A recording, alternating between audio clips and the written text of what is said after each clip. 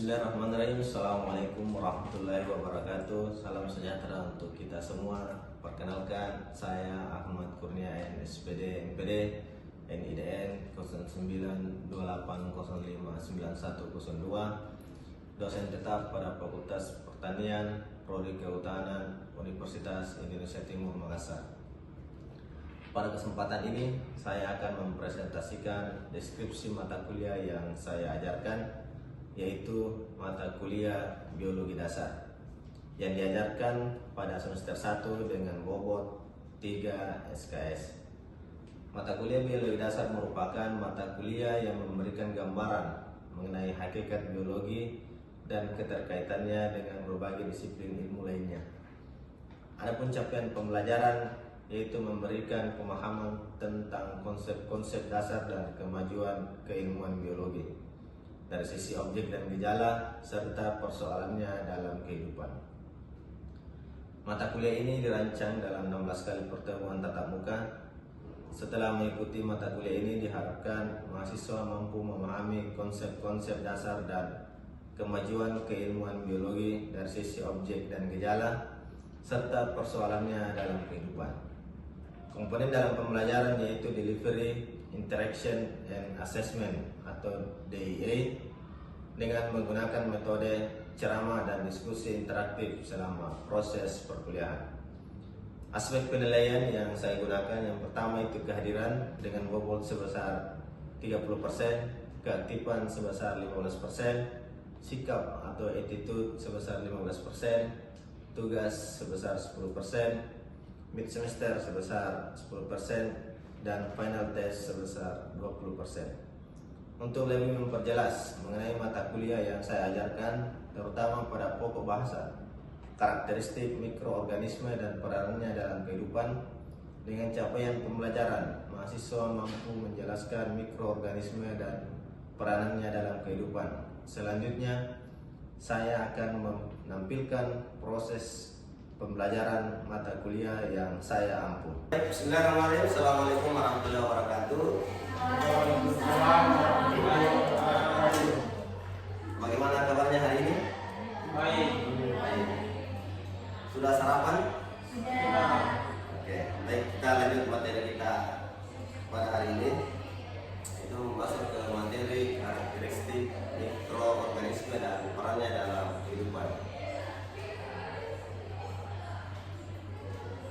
Baik, dalam mata maksud pokok bahasan ini, mahasiswa diharapkan mampu menjelaskan karakteristik dari mikroorganisme serta menunjukkan peranannya dalam kehidupan. Indikator penilaian pada pertemuan ini, yang pertama, ketepatan dalam menjelaskan ciri-ciri organisme yang tergolong dalam mikroba, terus mampu mencontohkan lingkungan hidup dari mikroba itu sendiri. Yang ketiga, ketepatan dalam menjelaskan perbedaan virus, bakteri, dan jamur. Yang keempat, mampu mengamati dan menjelaskan struktur dari mikroorganisme tersebut. Metode yang akan digunakan yaitu metode ceramah dan diskusi interaktif di kelas. Nah, kita masuk ke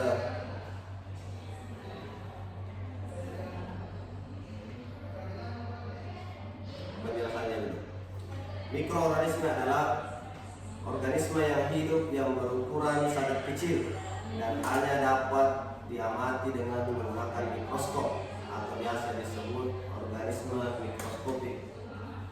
Jadi mikroorganisme ini tidak bisa kita lihat dengan mata telanjang karena ukurannya yang sangat kecil sehingga disebut sebagai organisme mikroskopik. Artinya hanya bisa dilihat di bawah mikroskop.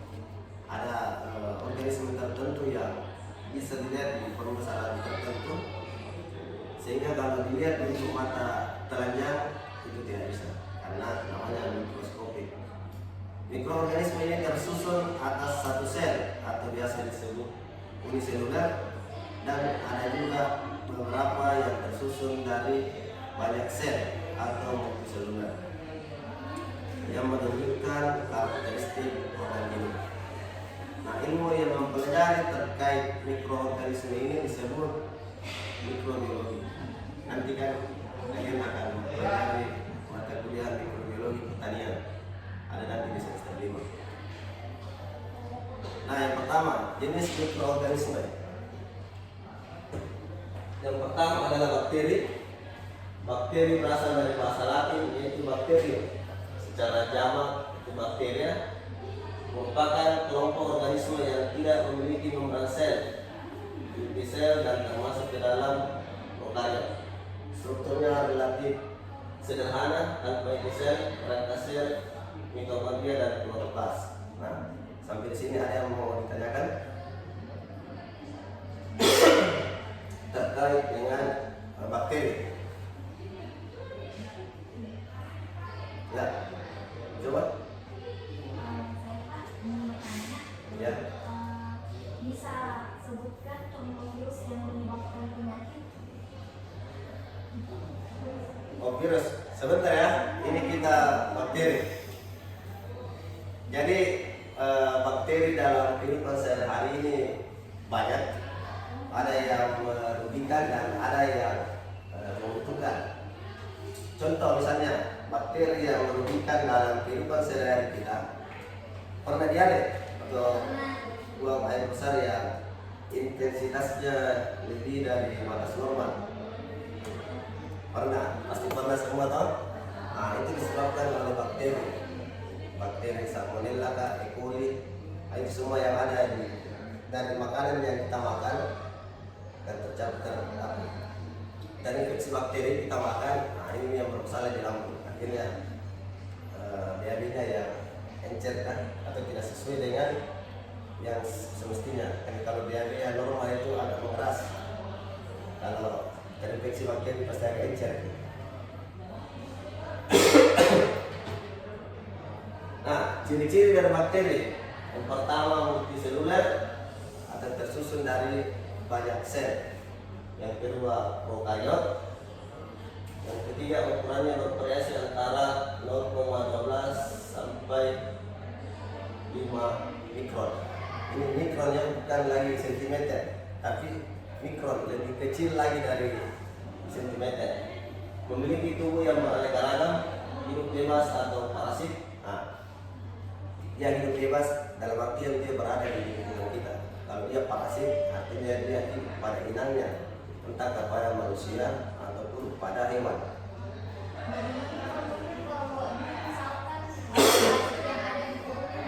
Kalau dia parasit berarti dia ada dalam tubuh kita. Bakteri E. coli itu ada dalam lambung. Jadi kalau kita salah makan, kalau bakteri yang E. coli yang ada dalam lambung kita lebih banyak, maka kita bisa diare. Yang hidup bebas di alam itu ketika misalnya kita sentuh sesuatu, terus kita sentuh hidung atau di mulut, makan, nah itu misalnya bakterinya akan apa istilahnya ikut di situ, yang hidup di alam. Jadi banyak sebenarnya bakteri di sekitar kita, cuma karena tidak dilihat karena ukurannya yang sangat kecil. Terus hidup di lingkungan ekstrim. Jadi bakteri ini dia bisa hidup di lingkungan ekstrim, mau panas, mau dingin sekali, bakteri yang kita bisa bertahan. Terus yang kedua, fungi atau nyamuk. Merupakan organisme eukariotik, heterotrof, karena tidak mengandung klorofil dan berkembang biak dengan spora. Fungi itu absorptif dan hewan dia autotrof. Nah, pernah lihat jamur? Ada biasa di belakang rumah yang model payung, atau di batang-batang lapuk yang model kuping yang warna coklat. Nah, itu jamur kuping yang bisa kita konsumsi. Jamur kuping. Atau biasa ada yang tumbuh di kotoran sapi. Pernah lihat? Nah, itu. Tapi dia berbahaya, beracun. Nah, ini contohnya jamur yang payung. Karena bentuknya menyerupai payung sehingga disebut sebagai jamur payung. Jamur kuping dia bentuknya menyerupai kuping, hampir sama dengan daun telinga, sepotong. Makanya dia disebut sebagai jamur kuping. Nah, ciri-cirinya yang pertama uniseluler ataupun multiseluler, berbentuk pipa, bercabang, membentuk bangunan yang disebut miselium, tidak memiliki klorofil, jadi dia tidak berfotosintesis karena tidak memiliki klorofil. Yang ketiga heterotrof dengan saprofit, artinya dia mengurai sampah organik, parasit dan simbiosis. Kalau dia parasit, artinya dia tumbuh di tanaman yang lain. Karena itu jamur biasa tumbuh di pohon. Nah, itu parasit. Kalau simbiosis dia saling menguntungkan. Entah simbiosisnya mutualisme atau masuk ke parasitisme. Struktur sel eukariotik memiliki living cell, habitatnya di tempat lembab. Pernah tidak lihat jamur di tempat kering? Tidak, pasti di tempat yang lembab. Karena jamur tidak bisa hidup di suhu yang ekstrim. Beda dengan bakteri. Kalau bakteri dia bisa hidup di suhu yang ekstrim. Nah, sampai sini ada yang mau tanya? Nah, oke, kita lanjut. Nah, yang ketiga, virus. Pasti pernah semua dengar yang namanya virus. Berasal dari bahasa Yunani yaitu venom, yang berarti racun. Ini bukan virus Spiderman, venom ya, tapi ini bahasa Latin dari Yunani. Venom berarti racun. Merupakan elemen genetik yang mengandung salah satu asam nukleat, yaitu asam deoksiribonukleat atau asam ribonukleat RNA. Virus ini bisa secara intraseluler dalam inang dan ekstraseluler di luar inang atau disebut virion sebagai agen penyakit dan agen pewaris sifat. Jadi virus ini bisa hidup di hampir sama dengan bakteri tadi, bisa hidup di lingkungan sekitar, bisa juga hidup di dalam inang. Seperti tadi pertanyaannya bagaimana apa? Contoh virus ya. Contoh virus yang dapat menyebabkan penyakit. Pernah flu? Nah, itu disebabkan oleh virus flu. Atau pernah dengar penyakit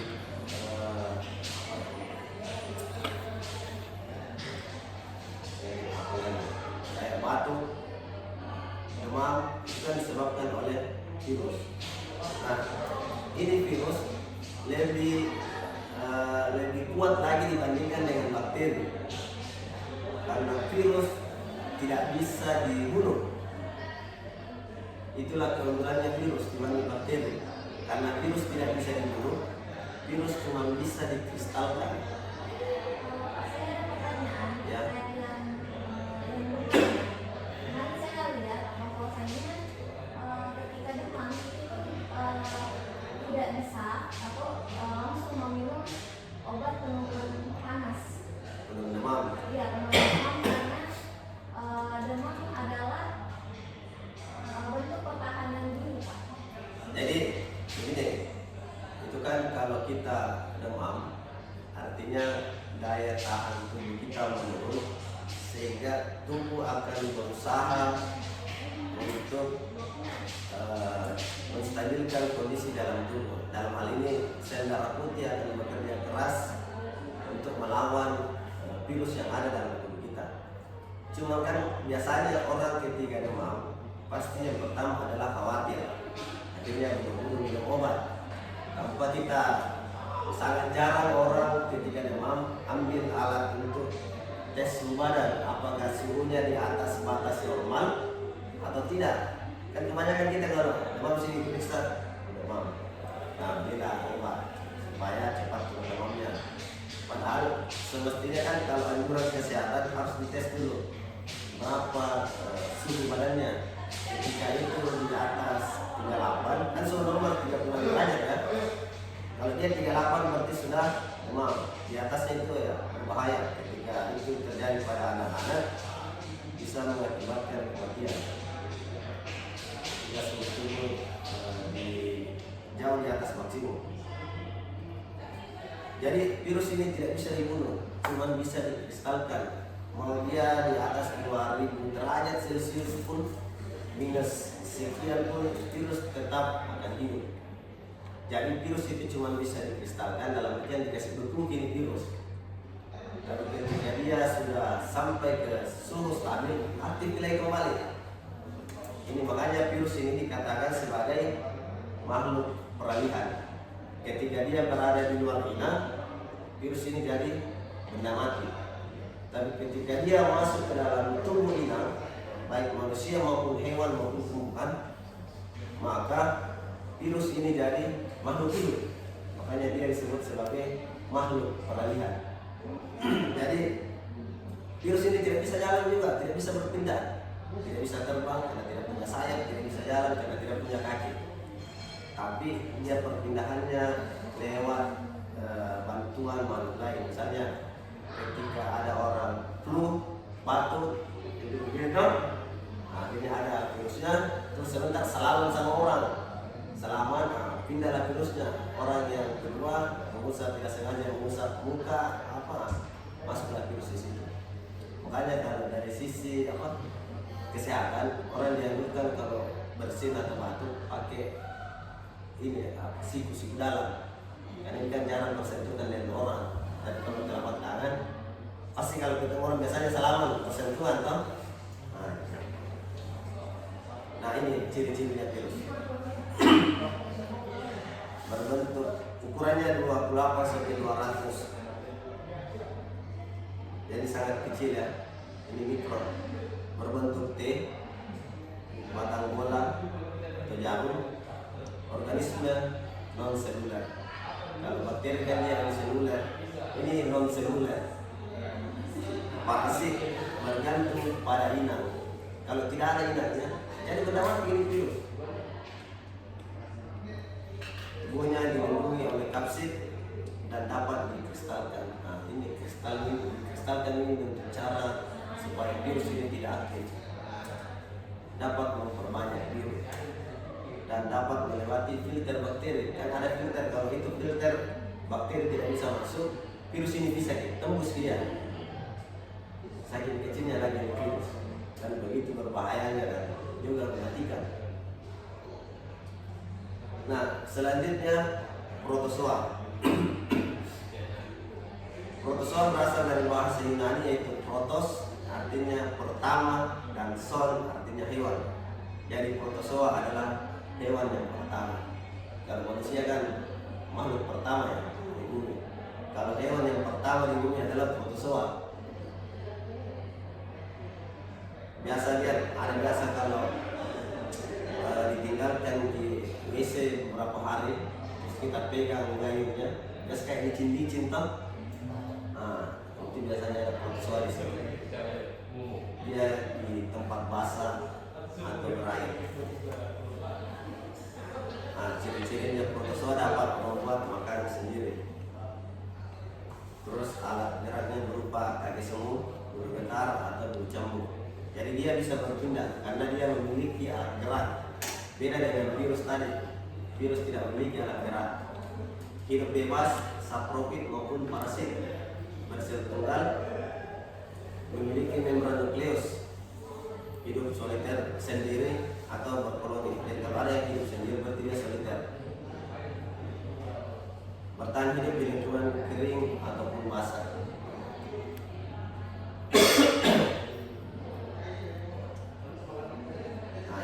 Selanjutnya alga merupakan organisme autotrof yang dapat memiliki organ dengan perbedaan fungsi yang nyata. Bahkan dianggap tidak memiliki organ seperti tumbuhan. Pernah lihat ini alga? Yang dia alga ini kan dia istilahnya autotrof, artinya dia bisa menghasilkan makanan sendiri. Terus dia di dalam air. Ada biasa di dalam air yang kayak rumput dalam air. Nah, beda lumut. Kalau lumut dia di atas permukaan. Mana tidak lihat di laut. Di laut juga ada kayak yang kayak rumput itu, yang hijau. Pernah tidak? Tidak pernah.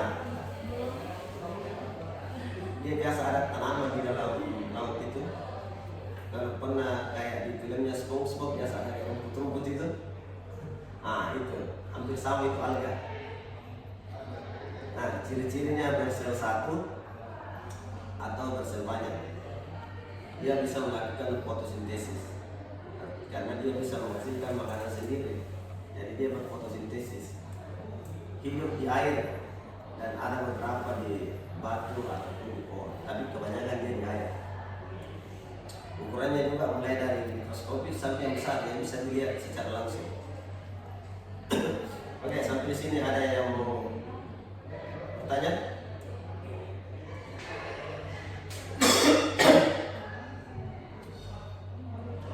Oke, kita lanjut ya.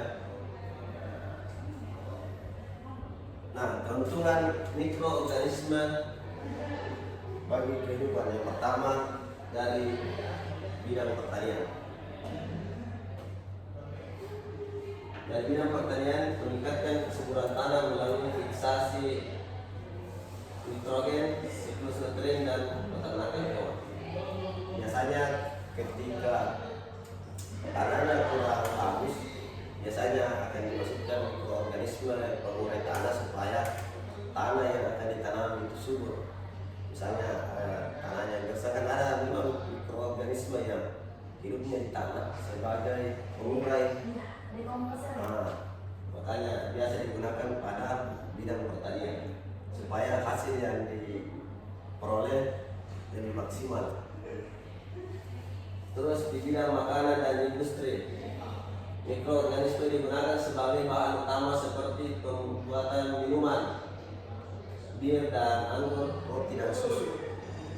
Misalnya susu kedelai itu kan biasa tidak fermentasi. Kalau di bidang industri, minuman misalnya anggur yang disimpan berhari-hari bahkan berbulan-bulan, itu kan ada proses fermentasi yang dilakukan oleh bakteri mikroorganisme. Misalnya pembuatan tempe, penambahan tape, dari beras ketan itu yang bulat-bulat kan? Itu kan ada proses fermentasi yang dilakukan oleh mikroorganisme sehingga bisa kecut asin, kecut manis itu akhirnya itu kan dari fermentasi dari mikroorganisme bakteri. Dan sama dengan yang dari ubi poteng, poteng kan? Itu kan dari proses fermentasi. Proses pembuatannya pun harus steril.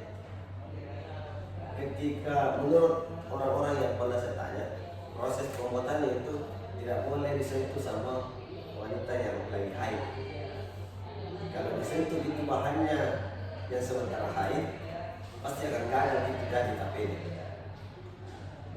Logikanya sederhana, orang yang haid pasti ada bakteri di tubuhnya. Istilahnya kan dalam agama saja dia akan sementara kotor ya. Dan kalau dia disentuh itu maka tidak jadi kianunya proses fermentasinya. Jadi bakteri yang akan mengurai untuk menjadi makanan itu dia tidak mau dicampuri oleh bakteri yang lain. Ini harus spesifik. Nah, selanjutnya di bidang kesehatan, menghasilkan antibiotik yang berasal dari fungi, actinomyces dan bakteri lain.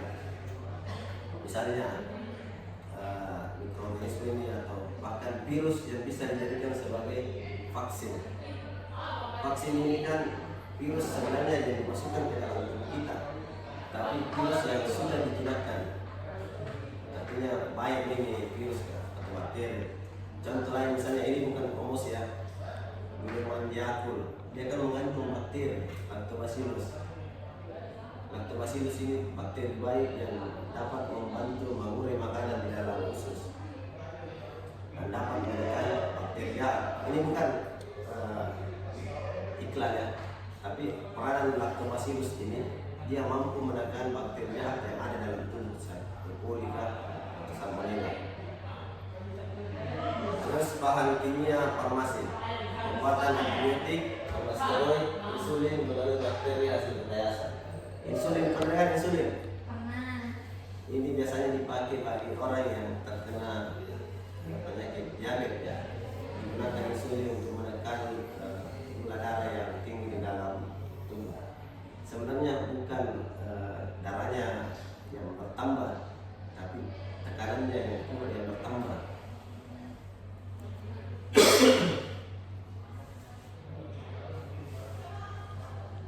Nah, selanjutnya kerugian mikroorganisme dalam kehidupan atau dalam kehidupan sehari-hari kita. Yang pertama pada tumbuhan. Nah, ini biasa banyak merugikan petani. Pernah lihat misalnya daun tumbuhan yang biasa ada putih-putih di atasnya, atau batangnya yang tiba-tiba lapuk, atau bahkan buahnya yang tiba-tiba rusak. Nah, itu biasa disebabkan oleh bakteri atau virus yang menyerang pada tumbuhan. Untuk pada hewan biasanya ini penyakit antraks. Biasa kalau pada bebek biasa awalnya tidak bisa jalan, lumpuh, tiba-tiba mati. Ini biasanya bagi bebek petelur. Kalau satu dikena itu tidak lama kena semua itu. Kalau yang kemarin kan saya punya ayam Pak. Tiba-tiba mati malamnya belum mati. Saya tak tahu penyebabnya. Tapi tiba-tiba mati tanpa ada gejala apapun. Tidak beringus, Ya, beringus dia. karena malamnya nggak mati Pak. Pasiennya ada yang kelihatan keluar di hidungnya. Tidak ada Pak. Sumpah tidak ada sama sekali gejala yang menunjukkan bakalan ada penyakit atau Ya. tiba-tiba mati. Jadi biasanya kalau yang menyerang pada unggas, ayam kan termasuk ke dalam unggas. Yang biasanya itu ada penyakit flu burung istilahnya, dia bergejala. Dan ada juga yang tidak sempat mengeluarkan gejala, keburu mati nih ayamnya. Sebenarnya kalau yang begini tuh, kalau misalnya masih sempat untuk disembelih itu masih bisa dimakan, dikonsumsi, karena yang virus yang menyerang pada hewan ini biasanya tidak berefek kepada manusia, karena beda ke sistem kekebalannya. Terus pada manusia yang menyebabkan penyakit ada diare, salmonella, E. coli, disentri, dan bahkan yang paling parah itu penyakit tipes, salmonella typhosa. Nah, itu yang penyakit itu. Sewaktu-waktu dapat menyerang ketika badan sudah terasa capek, badan dirasa kayak dingin, menggigil, tulang kayak remuk, hati-hati. Salmonella typhosa menanti. Dan ini kalau orang bilang sembuh ya sembuh, tapi sewaktu-waktu dia bisa kembali kambuh ketika badan berada pada titik yang paling capek. Setelah itu capek sekali, bisa saja salmonella kembali, penyakit tipes itu kembali lagi. Oke, sampai di sini ada yang mau ditanyakan?